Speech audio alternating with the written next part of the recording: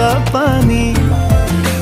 बादल के शोरों में बारिश की आहट, भीगे लबों की वो कपकपाहट, उन लम्हों को फिर जीने की फरियाद कर रहा